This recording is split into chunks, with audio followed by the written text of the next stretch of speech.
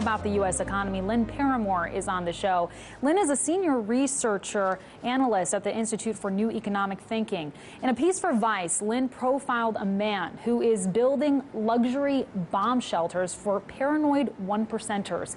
Aaron first asked her to describe what luxury prepping really looks like and what it says about the state of our society. Here's what she had to say. Well, it's a fascinating thing. I haven't often gone underground, literally, to do a story. But in this case, I've been interested in the prepper phenomenon for a while.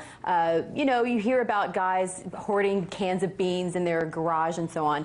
But I began to hear World Economic Forum meetings in Davos that there were some whisperings in the corridors about very wealthy people buying airstrips in New Zealand and preparing for all kinds of disaster scenarios. So I got interested and started doing research, and I found a guy, Robert Vicino, who is the CEO of a company called Vivos, and he builds these luxurious underground shelters. The one that I visited in Indiana is in a former Cold War communications facility, and it's nuclear blast proof. You go underground and it feels like you're in a very nice hotel. I mean, there's pillow top mattresses on the bunk beds, and there's a luxury kitchen. There's a studio where you can watch movies on a big screen TV. It's not the kind of hideout that you imagine. And this is for wealthy people who are concerned about various disaster scenarios, but a common theme among them is a fear of civil unrest, a fear of an uprising from the 99%.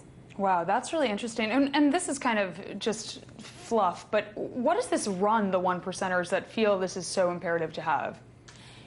Roughly, cost-wise, what are we looking at? Oh, there's a range. You have your sort of $35,000 version on up to a facility that this company Vivos has just launched in Germany that'll run you $2 to $3 million for a place. And they have enough fuel and food supplies, so I'm told, to keep things going for about a year, maybe even more. So while all hell is breaking loose on the surface. Only for a year, though. If it's breaking loose for 18 months, sorry. Exactly. And it is a strange thing to me, culturally, because inequality is obviously a problem, and this is part of a realization on the part of wealthy people that it's a problem.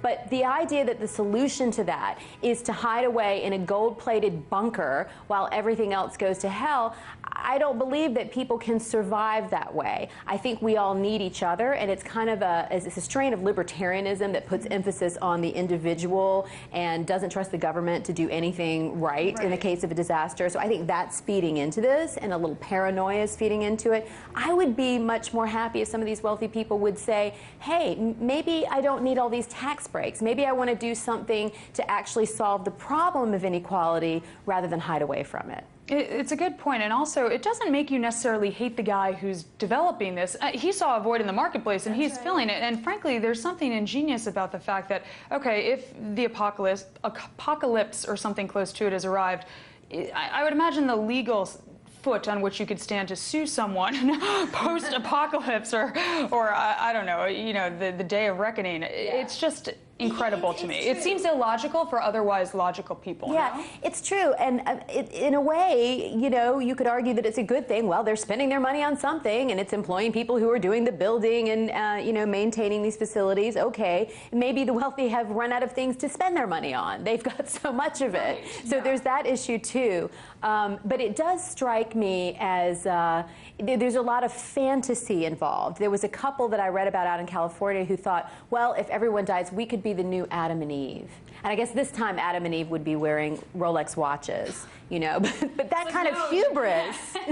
No, please, no. Sounds like a really bad science fiction movie.